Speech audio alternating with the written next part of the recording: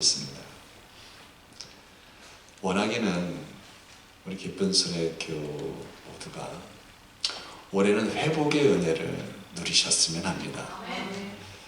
여러 가지 상실의 아픔들, 그것이 관계일 수도 있고 어떤 또 다른 소중한 것 혹은 나의 꿈일 수도 있고 그 모든 것들이 주님 은혜 안에서 회복되기를 원합니다. 북왕국 이스라엘이 상실했던 것, 그들이 찾아야 할 것이 무엇이었을까요? 이미 북왕국 이스라엘은 기원전 722년에 아수르라고 성경에 되어 있죠. 아수르의 그 침공으로 인해서 나라는 무너졌습니다. 그림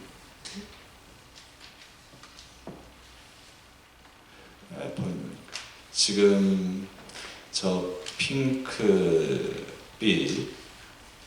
절반 위쪽으로가 아수르 지역입니다. 그 아래쪽은 바벨론이 있고요.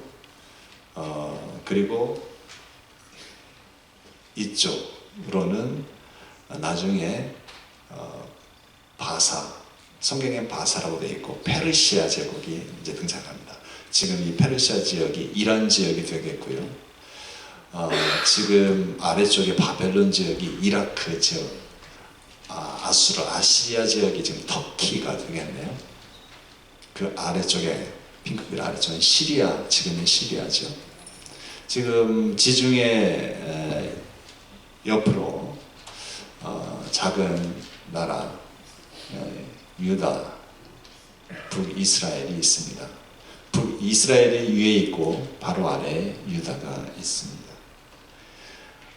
아수르가 침공해 와서 점령을 했죠. 아시리아가 이렇게 침공을 해서 지역을 점령해 놓고는 어떤 정책을 펼쳤냐면 아시리아에 있는 사람들을 저 북이스라엘의 수도 사마리아 지역으로 사람들을 이주시킵니다. 그리고 사마리아에 있었던 사람들을 아수르 지역으로 끌고 가서 각 지역으로 흩어 놓습니다. 왜 그렇게 하겠습니까? 같이 있으면 같이 똘똘 뭉쳐서 저항할 거 아닙니까? 그러니까 완전히 다 흩어버린 겁니다. 그리고 남아있던 그 하류층의 사람들은 아수르 사람들과 다른 민족 사람들과 관계를 맺어서 피를 섞습니다. 정체성을 말살해버리는 거죠. 이제 이스라엘은 아무런 소망이 없습니다. 사실 역사에서 사라지고 잊혀진 나라입니다. 그들에게는 어떠한 소망도 없습니다. 뿌리째 뽑혀진 겁니다. 그러나 선지자 예레미야는 그 절망의 잿더미에서 이스라엘의 회복과 귀환을 선포합니다. 사실 예레미야 선지자는 저 북쪽 이스라엘에서 활동하던 예언자가 아니라 남쪽 유다에서 활동하던 예언자입니다. 지금 이 회복의 예언도 사실은 유다 사람들을 향하여 선포하는 내용입니다. 실제로 북이스라엘 사람들은 유대의 포로 귀환자들, 나중에 그 남쪽 유다는 바벨론 제국에 의해서 바벨론 제국이 신흥 제국이 일어나서 아수르를 지배하고 그 다음에 유다를 지배하게 되죠. 그리고 유대 백성들을 바벨론으로 포로로 끌고 갑니다. 실제로 북이스라엘 사람들, 유대의 백성들과 함께 나중에 바벨론에서 이제 포로에서 귀환을 하게 됩니다.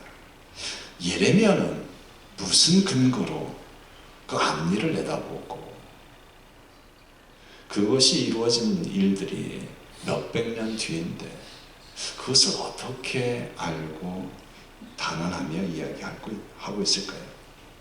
예레미야가 시대의 흐름을 보고 세대의 변화를 보고 어떤 훌륭한 정치자를 보고 회복을 선언하고 있는 것이 아니죠. 예레미야는 오직 하나님의 말씀, 그 계시의 말씀에 의지해서 선포하고 있습니다. 10절 말씀에 이방인들이여 너희는 여호와의 말씀을 듣고 먼 섬에 전파하여 이르기를 이스라엘을 흩으신 자가 그를 모으시고 목자가 그 양떼에게 행함같이 그를 지키시리로다.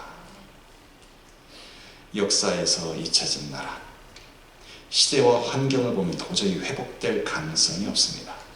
그러나 흩으셨던 역사의 주관자 되신 하나님께서 다시 회복시키겠다 하십니다. 하나님께서 하시겠다고 하니 예레미야는 그 분의 말씀을 믿고 그대로 전하고 있는 겁니다. 여러분, 하나님은 흩으셨기에 모으실 수도 있는 분이십니다. 그렇습니다. 아무리 희망이 없다 해도 하나님께서 말씀하시면 그것이 곧 소망이 됩니다. 우리가 생각하기에 아무리 불가능하게 보여도 하나님께서 하시면 가능합니다. 지금 내가 생각하기에 도저히 이루어질 수 없고 찾을 수 없을 것 같아 두렵고 걱정되는 일들이 있습니까? 하나님께 맡기시기를 바랍니다. 하나님의 말씀에 귀를 기울이시기를 바랍니다. 불가능한 상황을 보고 한숨 짓기보다는 우리의 참 소망이 되시는 하나님, 그 하나님의 약속과 그 말씀을 의지할 수 있기를 바랍니다. 하나님은 우리가 미처 생각하지도 못했던 때에 생각하지 못했던 방식으로 하나님께서 이루실 것입니다. 자, 그러면 하나님께서 구체적으로 어떻게 회복시키겠다는 것입니까? 말씀을 보십시오. 첫째는요, 하나님께서는 물질의 풍요, 심신의 건강 회복을 약속하시는데요. 12절 말씀을 보시죠. 그들이 와서 시온의 높은 곳에서 찬송하며 여호와의 복꽃, 곡식과 새 포도주와 기름과 어린 양의 떼와 소의 떼를 얻고 크게 기뻐하리라. 그 심령은 물된 동산 같겠고 다시는 근심이 없으리로다 할지어다. 아멘. 주님께서 물질의 풍성함, 잃어버렸던 소유들을 되찾게 해주실 것이다 말씀하고 있습니다. 두 번째는요, 인격적 기쁨의 회복과 가정, 인간관계, 세대 차이의 극복을 말씀합니다. 13절에 그때의 처녀는 춤추며 즐거워하겠고 청년과 노인은 함께 즐거워하리니 내가 그들의 슬픔을 돌려서 즐겁게 하며 그들을 위로하여 그들의 근심으로부터 기쁨을 얻게 할 것입니다. 주님께서는 이렇게 우리의 관계들을 회복시켜 주시고 우리를 즐겁게 해 주시고 우리가 서로 젊은이와 노인 구별 없이 함께 그 공동체가 함께 즐겁게 만들겠다 말씀하고 계십니다. 세 번째 14절 말씀입니다. 내가 기름으로 제사장들의 마음을 흡족하게 하며 내 복으로 세 번역에는 내 복을 내 좋은 선물로 이렇게 번역하고 있습니다. 내 백성을 만족하게 하리라. 여호와의 말씀이라. 자, 기름으로 제사장들의 심령을 흡족하게 한다는 것은 뭐냐면 영적 예배가 회복된다는 것을 의미합니다. 하나님을 찬양하고 경배하는 것이 답답하고 지루하고 부담스러운 것이 아니라 감사가 넘치고 기쁨이 넘치는 예배가 회복된다는 말씀입니다. 내 좋은 복, 내 복으로 만족하게 한다. 새 번역이 내 좋은 선물로 그들을 만족하게 한다 이렇게 번역하고 있는데 예수님께서 누가복음서에 그런 말씀을 하셨습니다. 구하고 찾고 두드려라. 그러면 하늘 아버지께서 너희에게 좋은 것을 줄 것이다. 마태복음서에는 좋은 것이라고 번역되어 있고 누가복음서에서는 그 그분이 좋은 것이 성령으로 기록되고 있습니다. 하나님의 영을 줌으로 영적인 회복, 영적인 충만함이 있을 것이다 말씀하고 있습니다. 자, 하나님께서 무엇을 회복시키겠다고요? 하나님께서 어떤 것을 회복시켜 주실 수 있다고요? 하나님께서는 물질의 회복을 육체의 회복, 마음과 정신의 회복, 우리의 영혼의 온전한 회복을 약속하고 계십니다. 여러분, 환경이 바뀌었다고요 모든 것이 바뀌는 것 아닙니다.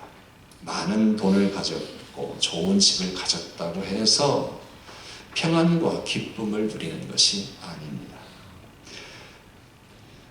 권력을 가졌다고 해서 모든 것을 마음대로 할 수 있는 것도 아닙니다.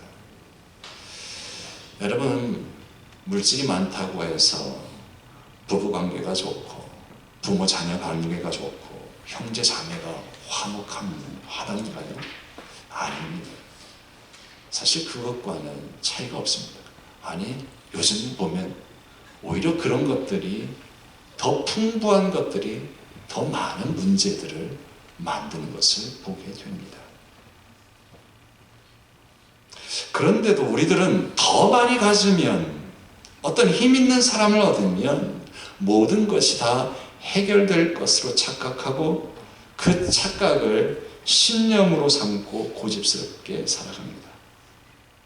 그러나 진정한 회복은 재물이나 사람이나 환경에 있는 것이 아니라 오직 하나님께 있습니다. 하나님께서 회복시켜 주셔야만 온전해질 수 있습니다. 물질적 부요가 하나님께서 주신 그 은혜와 복으로 채워질 때 마음의 평안을 누리면서 그것을 나누며 더 큰 기쁨을 누리게 됩니다. 인간적인 방법과 수단으로 자기가 부를 쌓아놓을 때는 걱정과 근심이 끊이지 않습니다. 관계가 파괴되어집니다. 하나님께서 우리 가정 가운데 주인이 되어주시고 서로 간에 그 삶 가운데 서로가 주님을 바르게 섬겨갈 때의 인간적인 바른 관계가 회복이 됩니다. 하나님께서 회복시켜 주실 때에 그 마음에 평강이 임합니다. 하나님의 영이 임할 때 누구도 앗아갈 수 없는 기쁨과 평안을 맛보고 누리게 됩니다. 그렇다면 우리가 이 온전한 회복, 하늘로부터 오는 은혜와 복, 하나님께서 회복시켜 주시는 그 은혜를 누리려면 무엇을 해야 합니까? 열심히 살아가는 것 아닙니다. 여러 사람 찾아가 만나는 것 아닙니다. 바로 하나님을 향한 찬양의 예배와 기도입니다.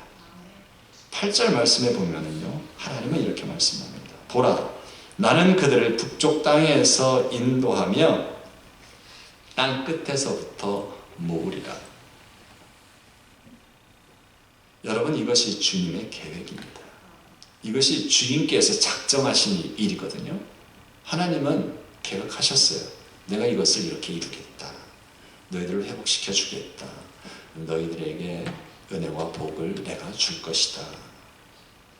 작정하셨으면 그렇게 이루시면 될 거 아닙니까? 그런데 주님은 이상합니다. 그렇게 작정하시고서는 기다리고 계십니다. 무엇을 기다리십니까? 찬송의 예배와 기도를 기다리고 계십니다. 7절 말씀에 여호와께서 이와 같이 말씀하시니라. 너희는 여러 민족의 앞에 서서 야곱을 위하여 기뻐 외치라. 너희는 전파하며 찬양하며 말하라.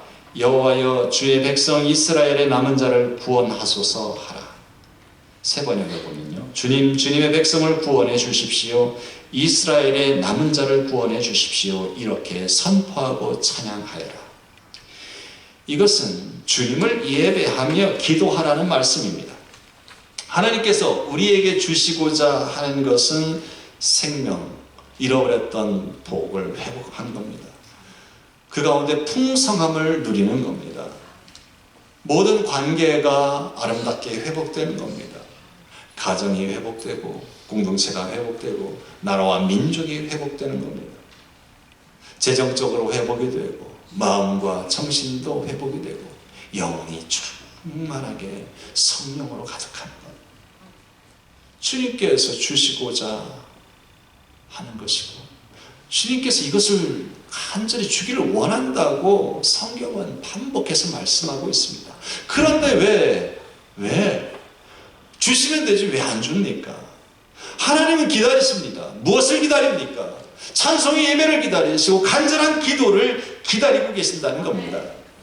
이것을 사랑하는 자녀인 우리가 찾아야 하기를 간절히 소망하시고 이것을 주기를 기뻐하시지만 주님은 기다리십니다.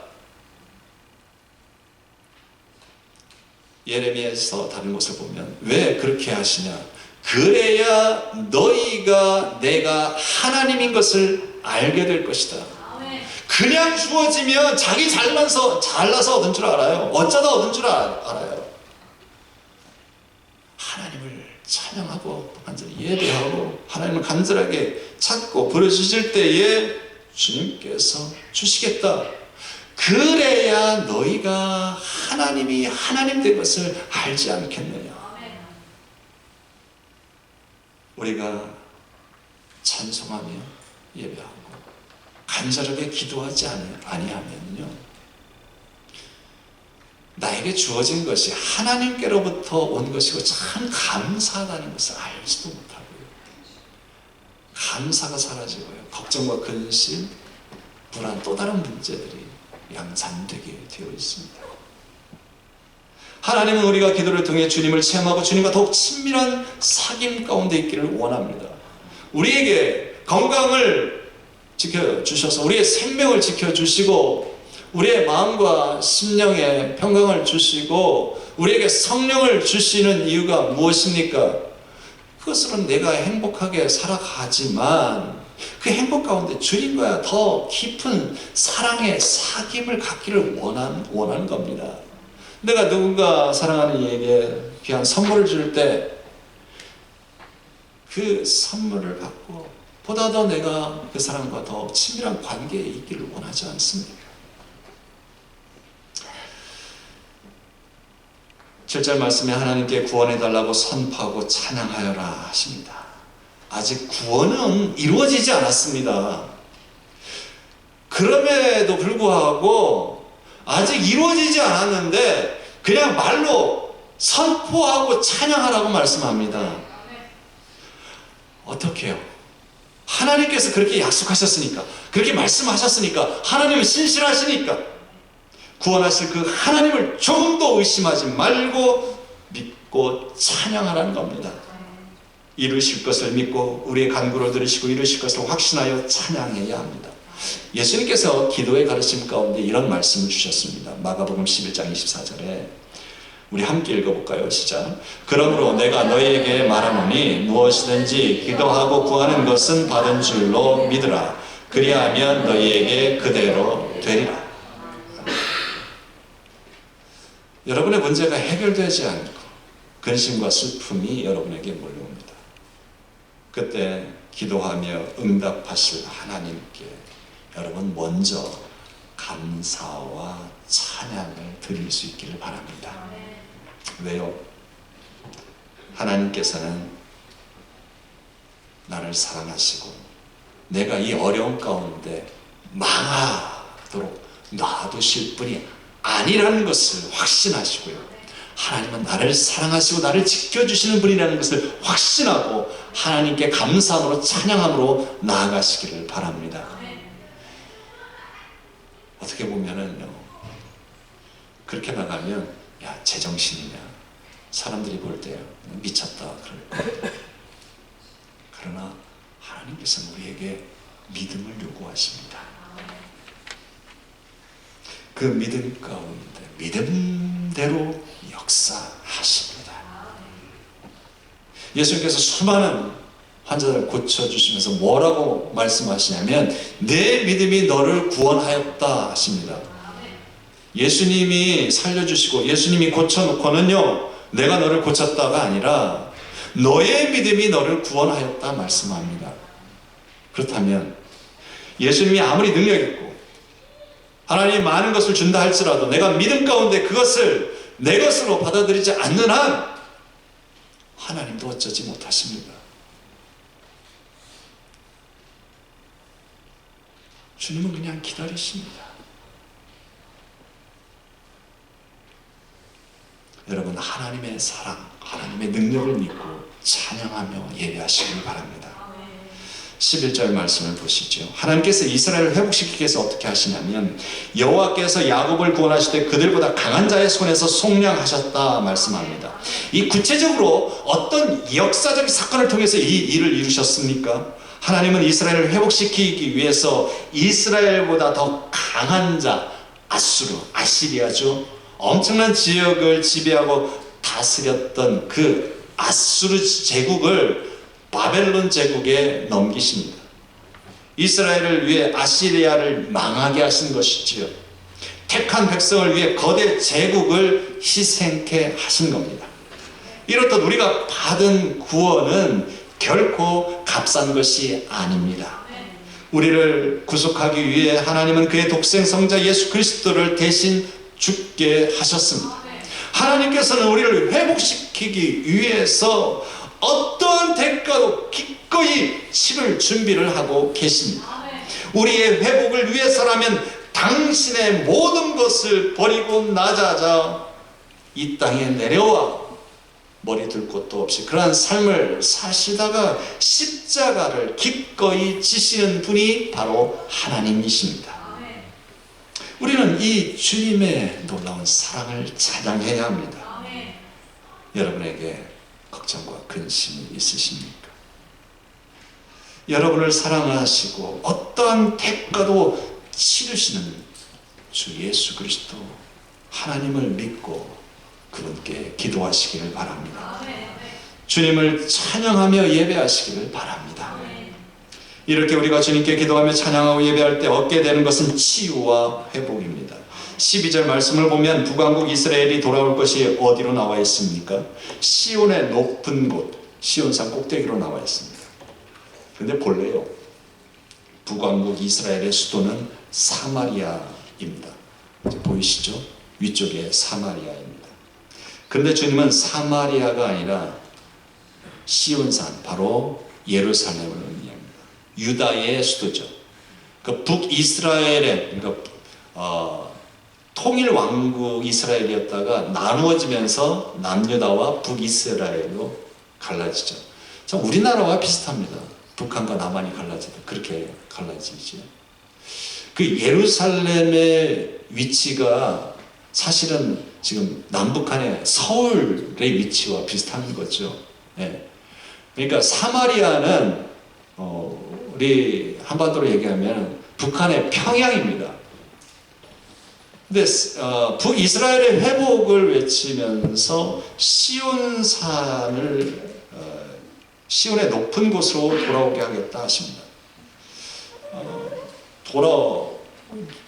저걸로 보면 사마리아로 돌아가요. 그리심산으로 돌아가야 하는 건데 그리심산이 아니라 시온산으로 명되어 있습니다. 이것은 뭐냐면 북왕국이 회복되는 것은요, 분열 왕국 시대로의 어떤 복귀가 아니라 가장 나라가 번영했던 통일 왕국의 중심이었던 시온으로의 회복을 말씀하고 있는 겁니다. 이게 무슨 의미입니까? 우리가 이 하나님과의 관계에서 하나님을 찬양하고 예배하며 하나님과의 그 기도 가운데 하나님과의 관계를 통해서 본질적인 것이 회복될 때 이 나머지 것들이 회복되는데 예전 것으로 회복되는 것이 아니라 가장 더 좋은 것, 더욱 귀한 것으로 우리를 회복시켜 주시겠다는 말씀입니다. 우리가 회복해야 할 본질은 바로 기도와 찬양의 예배, 이것을 통한 하나님과의 관계입니다. 우리가 기도와 찬양의 예배로 이 관계를 회복하면 물질의 회복, 인간 관계의 회복, 인격적인 회복, 영적 은총의 회복이 이루어질 수 있습니다. 단순한 회복이 아니라 더욱 온전한 상태로 더 풍성한 것으로 회복되는 은혜가 있습니다. 이것을 약속하고 계십니다.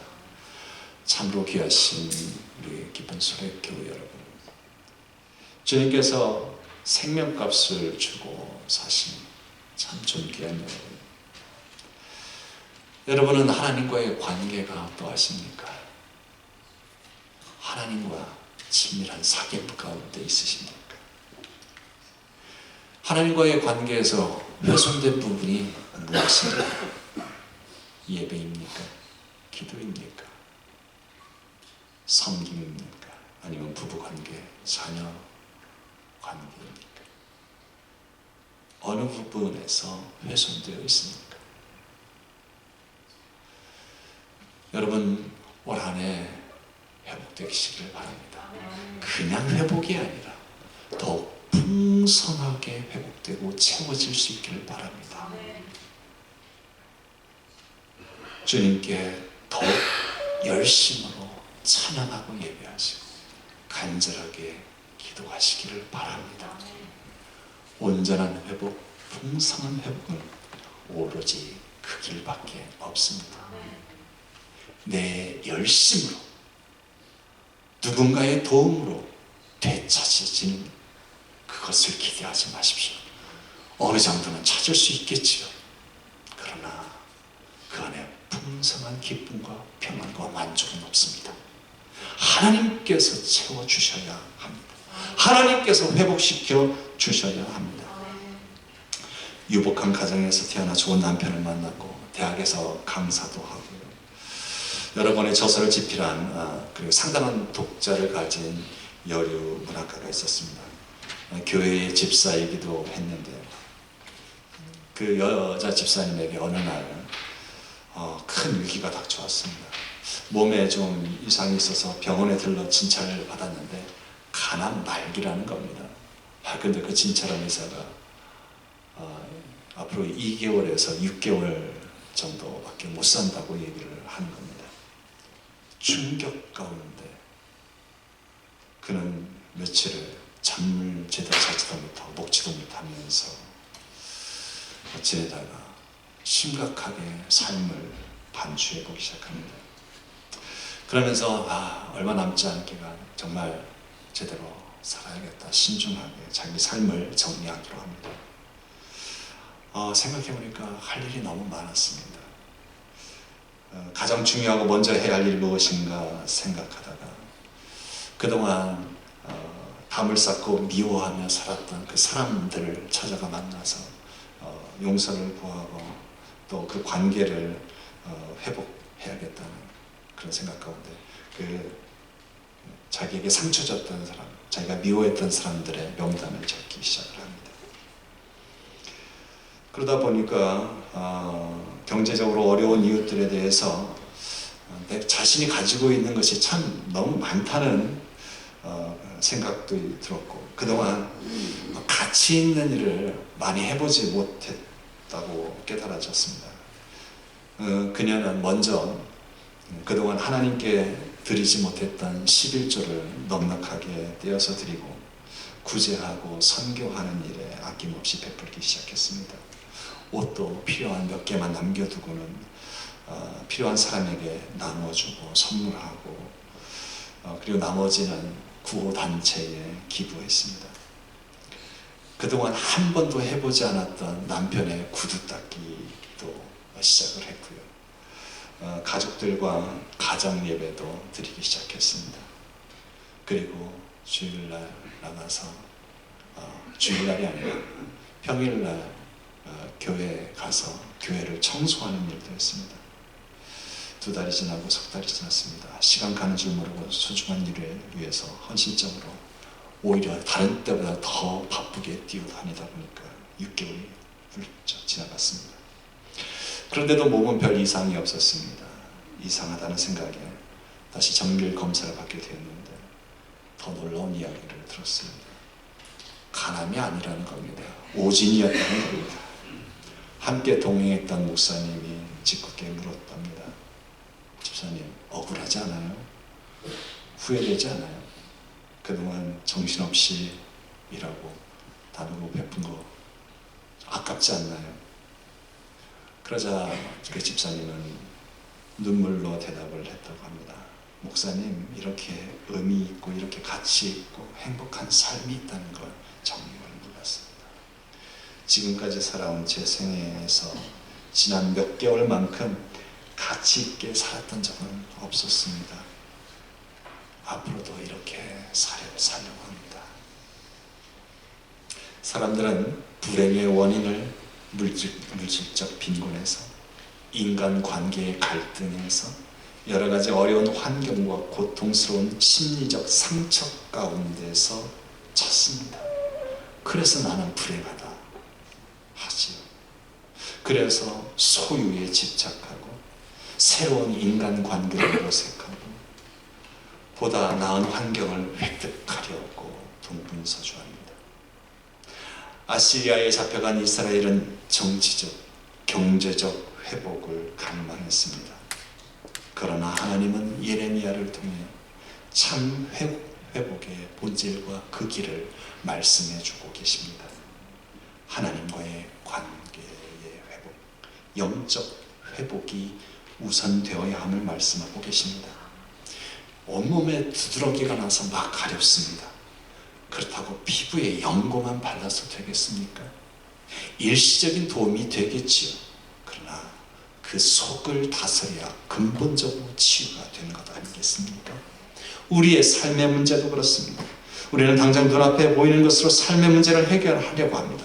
그러나 우리의 모든 고통이 눈에 보이는 어떤 물질, 사람, 환경에 의해서 결코 해결되지 않습니다. 잠시 사라질 수는 있겠죠. 잠시 잊을 수도 있을 겁니다. 그러나 결국 또 다른 관계의 문제, 또 다른 어려움들이 우리를 사로잡을 겁니다. 우리는 물질을 하나님 앞에 내려놓아야 합니다.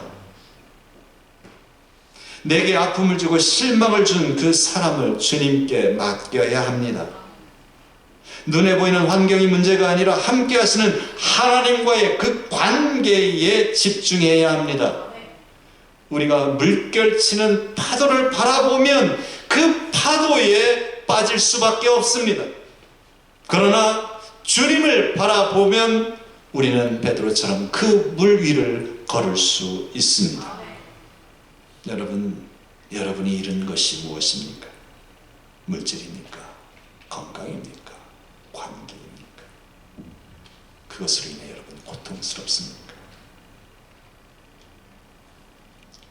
회복의 은혜를 누리시기를 바랍니다. 우선순위를 두고 회복해야 할 것은 기도와 찬양의 예배를 통한 주님과의 관계입니다. 이 관계를 통해서 오늘의 말씀처럼 소떼와 양떼를 주시고 젊은이와 노인들이 함께 즐거워 춤추게도 하시는 분이 우리 주 하나님이십니다. 주님의 복으로 주님의 성령으로 충만케 하여 주실 것입니다. 여러분 올 한 해 주님께 먼저 기도하고 주님을 찬양하며 예배함으로 상실의 고통과 슬픔이 변화되어 기쁨과 감사로 충만하시기를 주의 이름으로 축원합니다. 함께 기도하시겠습니다.